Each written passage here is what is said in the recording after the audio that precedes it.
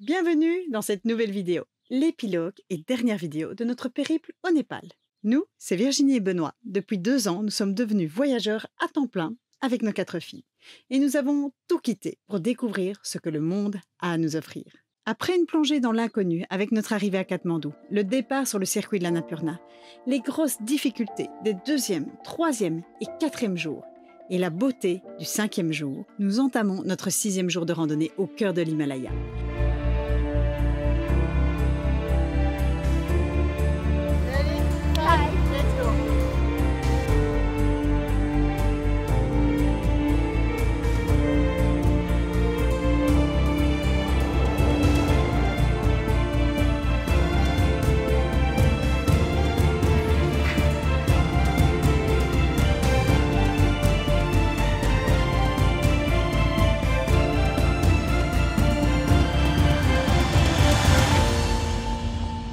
Alors que nous croyons le plus dur passé, les jours prochains vont se révéler tout aussi compliqués. La nature et ses éléments vont se rappeler à nous, comme une piqûre de rappel de notre petitesse dans ce monde merveilleux. C'est accompagné de notre guide MB et du Sherpa Sukhdev que nous quittons Larjom, village où nous avons passé une très bonne nuit, et qui se trouve le long du fleuve Gandaki, au bord de l'Annapurna. Il est 8 heures, l'objectif du jour est de relier Jomoson avec une ascension plus faible que les jours précédents. 434 mètres de dénivelé positif, mais 19 km de randonnée à faire avec nos enfants. 6e jour. On est parti, direction Johnson & Johnson. On est en forme, on a bien mangé ici. On a pris des forces. On a mangé des apple pies, parce qu'ici c'est la région des pommes. Bon, c'est pas la saison des pommes, mais c'est la région des pommes, donc ils en ont en réserve. Ça c'est chouette.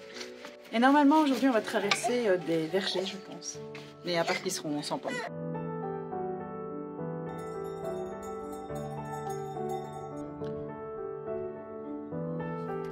Namasté. Ça c'est le bébé parce que ça va en anglais un calf. C'est le matin. Ouais, il fait encore frais, hein. Il fait encore super froid. Normalement, c'est une journée qui est censée être facile. Mais comme demain, on voudrait gagner du temps par rapport à la journée de demain qui est beaucoup plus compliquée, on a décidé de l'agrandir cette journée et de dépasser Johnson & Johnson si on y arrive. Alors j'ai demandé à Yoko, ses jambes vont bien, les filles, leurs jambes vont bien aussi, en fait tout le monde va bien. On a accusé le coup des premiers jours de crampes et tout ça. Et donc, maintenant il n'y a plus qu'à avancer. C'est du bonheur, les paysages sont merveilleux. Alors regardez, je vous montre en même temps, on sort du village. Et voilà ce que vous avez comme vue. Je regarde de l'autre côté. Ah, salut toi. Et voilà le style de paysage que vous avez quand vous faites ce trek. C'est que du bonheur. C'est difficile. Psychologiquement, pour une famille, il faut tenir bon. Parce que chacun a ses moments de faiblesse. Mais c'est génial. Je me sens en forme. J'ai bien dormi. MB et Sukhdev ont joué un rôle crucial dans notre expédition dans l'Himalaya et ont été d'une grande importance pour nous. Sukhdev, notre Sherpa, est originaire de la région. Il nous a impressionnés par son endurance, sa force physique et ses connaissances approfondies des montagnes. Sa gentillesse en a fait un compagnon de confiance pour nos petites aventurières. Quant à MB, notre guide, il nous a apporté une expertise technique et une connaissance approfondie des montagnes népalaises. Il nous a aidés à planifier notre itinéraire, à nous orienter sur les sentiers. Il nous a donné des conseils de sécurité et nous a raconté à de multiples reprises l'histoire de son pays.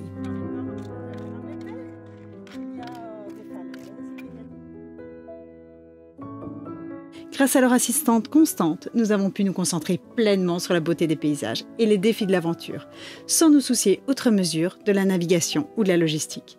Ils étaient là pour nous soutenir, nous encourager et nous guider tout au long de notre parcours.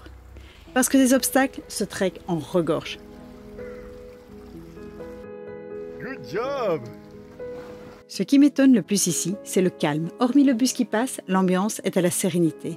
Il faut dire, il n'y a pas beaucoup de monde qui passe par ici. Il y a une route principale, quelques petites échoppes et c'est tout. Et dire qu'il s'agit ici de la route principale qui mène à Mukinad, site important de pèlerinage hindou et bouddhiste tibétain, connu comme étant le plus important du Népal, où les personnes se rendent en car ou en jeep de nos jours. D'ici, on voit la ligne des arbres. Et la ligne où il n'y a plus d'arbres après en altitude parce que c'est trop haut. C'est la limite. On avait déjà vu ça en Norvège, mais là c'est parce qu'on était trop au nord. Après il n'y avait plus d'arbres. Ici c'est parce que c'est trop haut. Je sais pas, à mon avis c'est au-dessus à peu près de 3000 mètres. Je sais pas exactement. Ici on est à 2634 mètres et il y a toujours des arbres.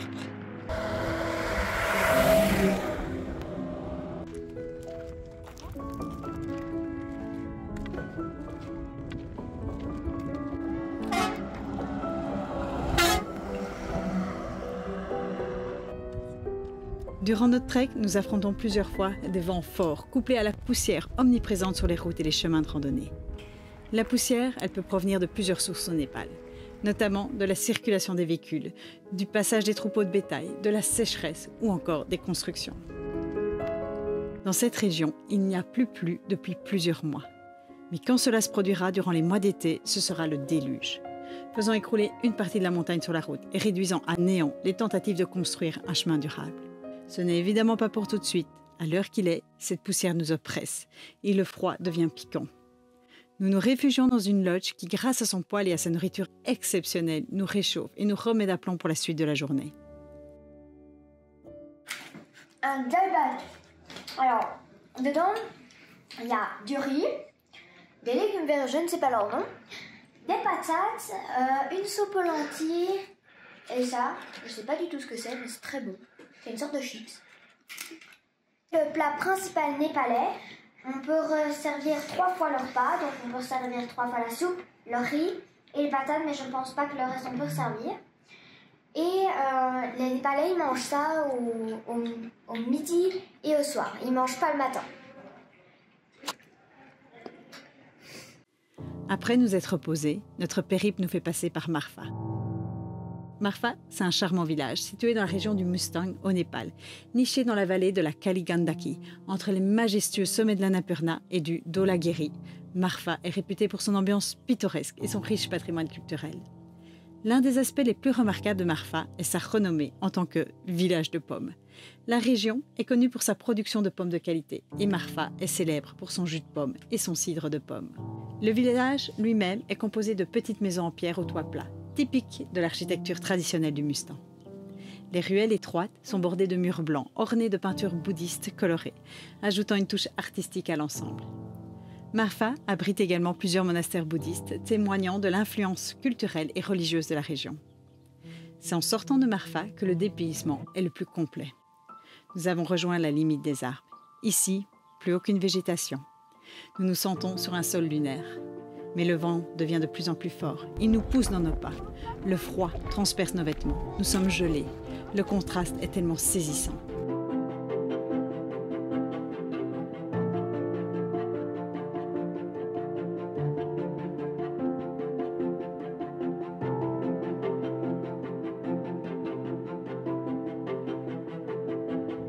Ah, je peux vous dire qu'ici ça caille et qu'il y a du vent. On arrive à Johnson. Ça va faire plaisir d'arriver parce qu'il fait très froid.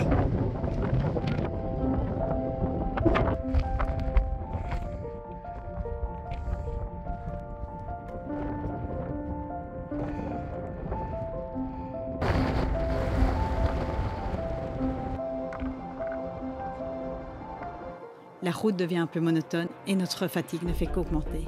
Avec ce froid, impossible de savourer les pauses au bord de la route.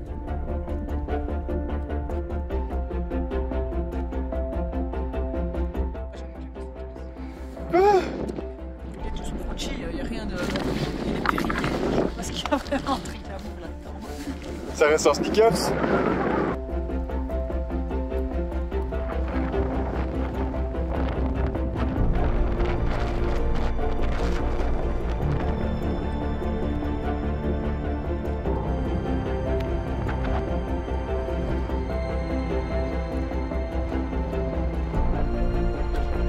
Alors, on avance, inlassablement. Nous apercevons enfin Jomoson, nous sommes éreintés. On n'a pas réussi à longer notre chemin aujourd'hui. Fatigués, nous ne profitons pas vraiment de cet endroit. C'est au bout de 19 km que nous rentrons dans Jomoson. Jomoson est une ville de 1500 habitants située à 2850 mètres d'altitude dans le district du Mustang. C'est une importante ville de garnison dont la position stratégique privilégiée permettait jadis de contrôler tout passage entre les basses vallées du Népal et le plateau tibétain.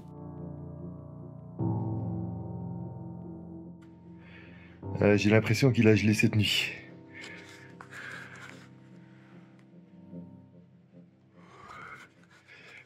Ouh, ça va être drôle pour notre dernière journée. Il est encore tôt ce matin quand tout le monde se lève.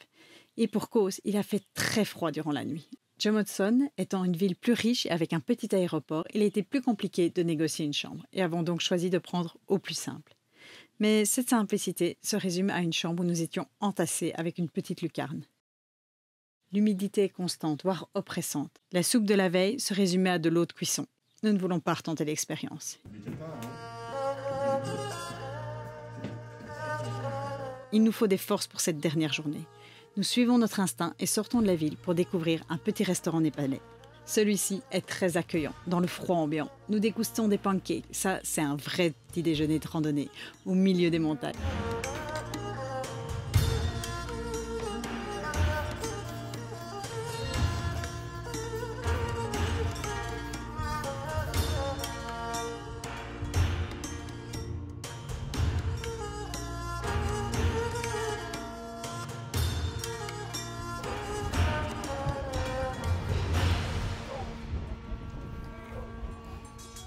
C'est notre dernier jour, on est accompagné avec les yaks. Il y a beaucoup de vent, il y a 5 degrés. Il est 7h30 du matin. 5 degrés, mais ressenti 0. Ça cache. Moins 5 degrés. On a enlevé tous les bagages. Il n'y a plus que Sue et un petit sac chez Olivia là maintenant. Tout le reste est resté à l'hôtel. Il n'y a plus qu'un, c'est que du bonheur. Si vous voyez les paysages sur lesquels on est. Et regardez de l'autre côté. Celui-là, regardez là-bas derrière, c'est tout simplement magnifique. Oh ouais, c'est des chouettes moments.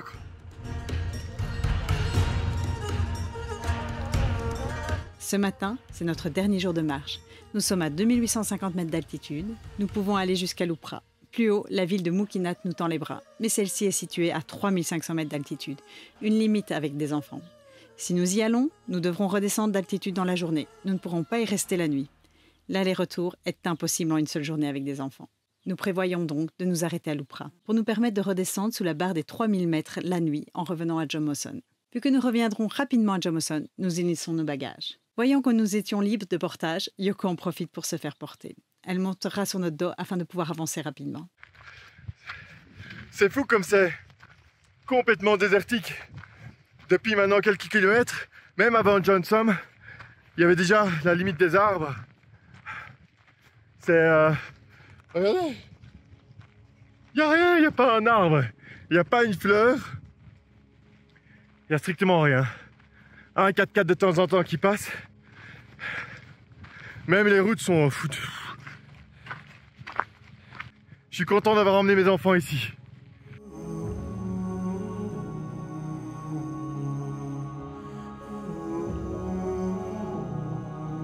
Comme premier objectif, nous cherchons le soleil.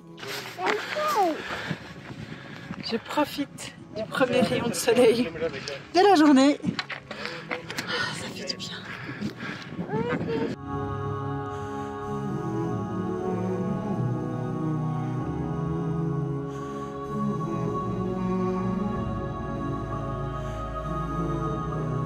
C'est aussi l'occasion de faire une séance photo. Et tout le monde se prête au jeu.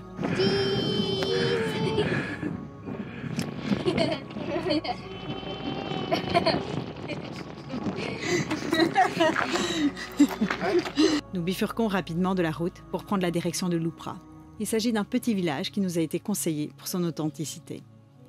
Et effectivement, on ne sera pas déçus. Un bras du fleuve nous emmène dans une vallée encaissée où le vent s'engouffre un tout petit peu moins. La vue est grandiose, nous sommes transportés dans un canyon au ton doré. Au détour d'un virage, la vallée s'agrandit et dire qu'en saison des pluies, ici, c'est un fleuve impétueux. Nous pouvons le traverser à sec en cette période. À flanc de colline, le village de Lupra semble si fragile dans cette nature incroyable. Dans ce village, les yaks des montagnes sont le seul outil de travail pour les champs en étage. C'est quoi ça ?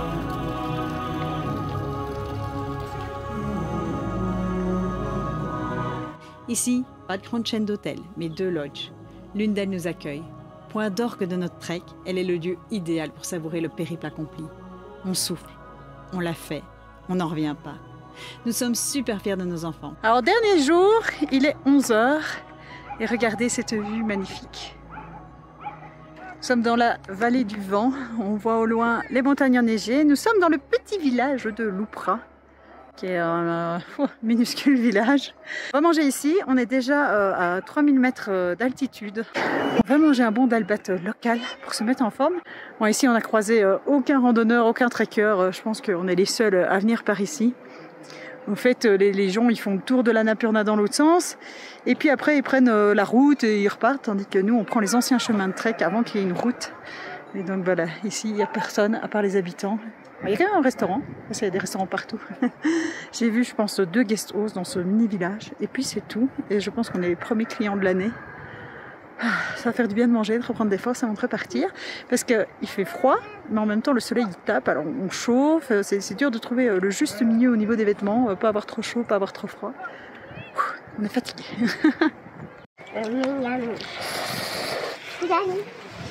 C'est super bon, c'est du blé. C'est ce qu'on met dans les Kellogg's. Et ça je sais pas du tout ce que c'est.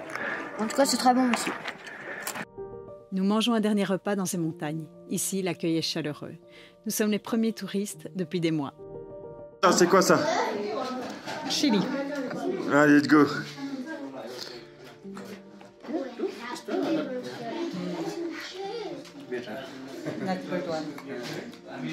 Not spicy? Yes, it is. But this one with cheese. I taste everything today. It's the last day. Oh, when I see the color, I'm a little bit afraid. Okay, I taste with many rice, to be sure. Children cannot. Maybe. No, it's ice too. It's too spicy.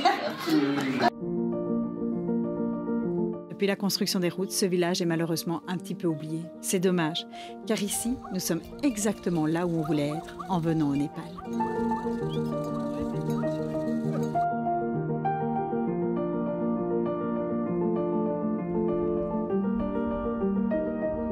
Ce périple aurait été plein d'enseignements. Oui, ensemble, en famille, on peut surmonter bien des obstacles. Nos enfants sont pleins de ressources. Il faut leur faire confiance.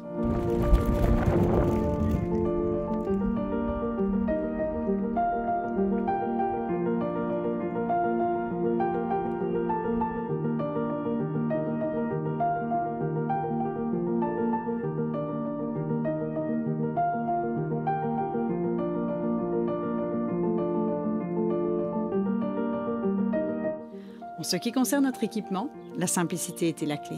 Il ne fallait pas d'équipement spécifique, mais juste le minimum acheté ici, au Népal, nous aura suffi. Un polar pour le froid, un pantalon chaud du Népal et une tenue de randonnée de base. Finalement, le plus difficile aurait été de surmonter nos peurs, nos a priori et de se jeter à corps perdu dans cette aventure. Un petit peu de vent?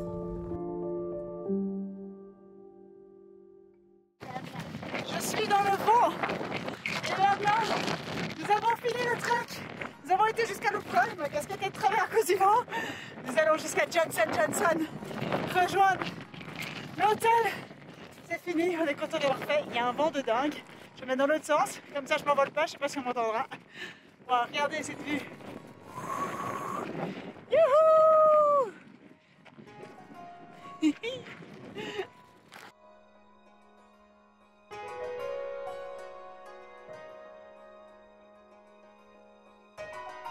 Il est temps de repartir.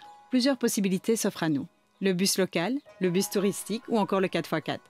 En ayant marché sur les routes, en ayant vu la dangerosité de celle-ci, le 4x4 nous semble la meilleure option, même si elle est plus onéreuse. Le hasard des rencontres nous fait croiser la route d'un chauffeur qui devait rentrer à vide vers Pokhara. Il nous propose pour la moitié du prix de nous prendre. La seule contrainte, partir le jour même pour déjà faire une partie du trajet. Nous sautons sur l'occasion. En regardant en arrière, on a fait le bon choix. Le retour partiellement de nuit est finalement le moins angoissant.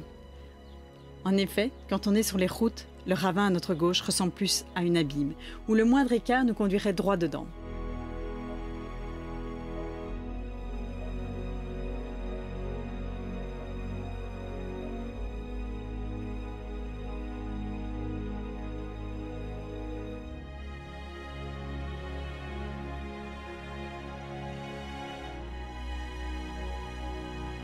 ne pas voir le vide de nuit est finalement salvateur. Notre chauffeur est très prudent, ce n'est pas le cas de tous les chauffeurs népalais. Nous sommes reconnaissants d'être revenus sains et saufs de ce périple. On voulait de l'aventure, on voulait se le challenger, on a été servi, et ce, jusqu'à la dernière minute. Merci le Népal, merci MB, merci Sukhdev d'avoir rendu ça possible.